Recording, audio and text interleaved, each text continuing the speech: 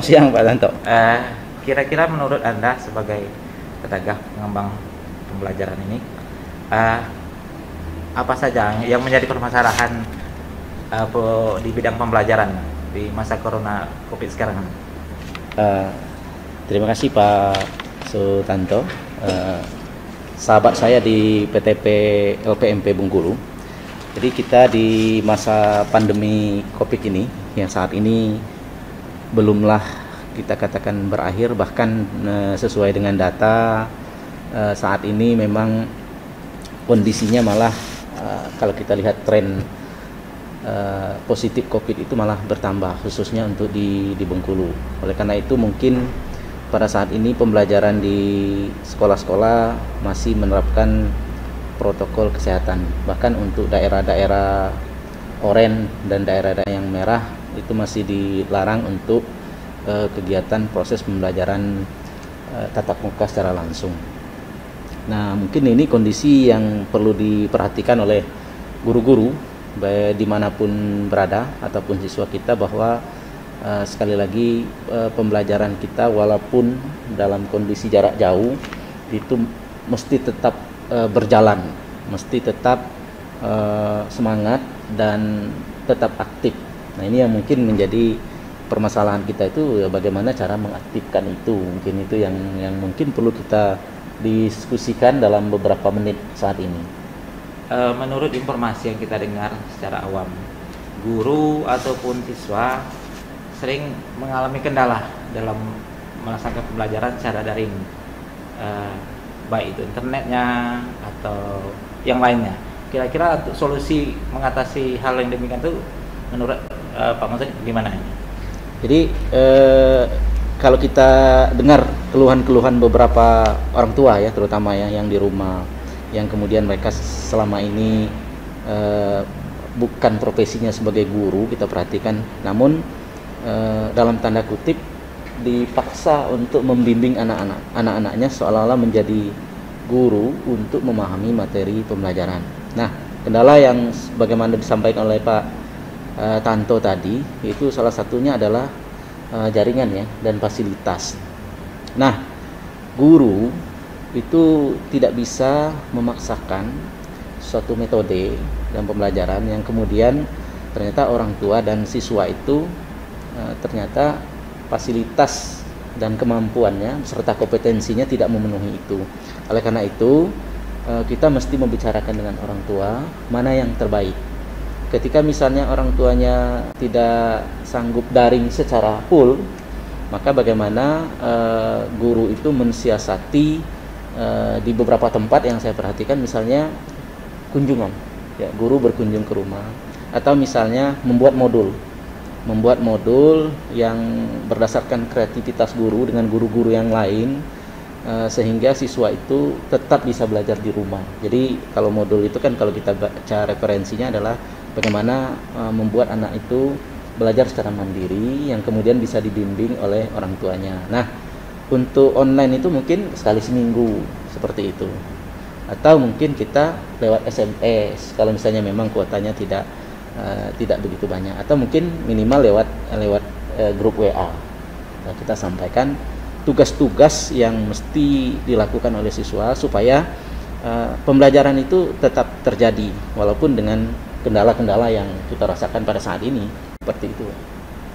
Kalau kita lihat pemerintah melalui Dinas Pendidikan juga berusaha untuk mendukung atau menyokong pembelajaran secara daring ini. Menurut Anda, langkah atau usul Anda untuk pemerintah, khususnya Dinas Pendidikan, apa yang sebaiknya dilakukan untuk mendukung pembelajaran daring ya? Ya. Mungkin pemerintah daerah ini kan kalau kita perhatikan dari anggaran ya, dari anggaran APBD ataupun APBN itu kan ada yang khusus untuk COVID-19. Jadi kalau saya menyarankan berdasarkan keluhan-keluhan dari orang tua, keluhan-keluhan dari siswa, betapa mereka sangat besar ketika misalnya harus Zoom, harus Webex atau meeting-meeting yang lain yang kemudian banyak menghabiskan kuota, dan itu tidak sedikit, bahkan sampai ratusan ribu ya dalam seminggu, mungkin lebih. Nah, mungkin ini perlu disubsidi. Saya menyambut baik mungkin ada beberapa program kerjasama ya dengan Telkom. Telkom ini kan kita ketahui ini adalah BUMN ya, perusahaan milik negara ya.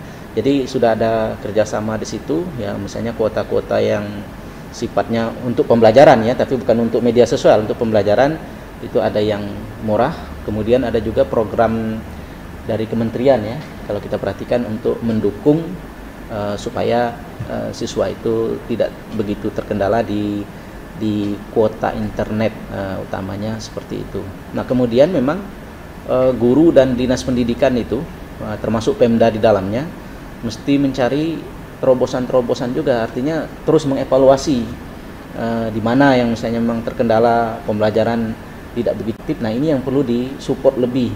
Apakah misalnya memberikan beberapa fasilitas di sekolah yang mendukung itu misalnya selain kuota tadi. Jadi memang kita terus melakukan proses membuat inovasi-inovasi dalam pembelajaran ini. Salah satunya misalnya bagaimana di sekolah tersebut membuat media yang kreatif. Nah, kebetulan kita di LPMP ini kan insya Allah siap untuk mendampingi atau bersama-sama dengan guru dimanapun berada dalam rangka memfasilitasi media-media pembelajaran terutama yang sifatnya daring.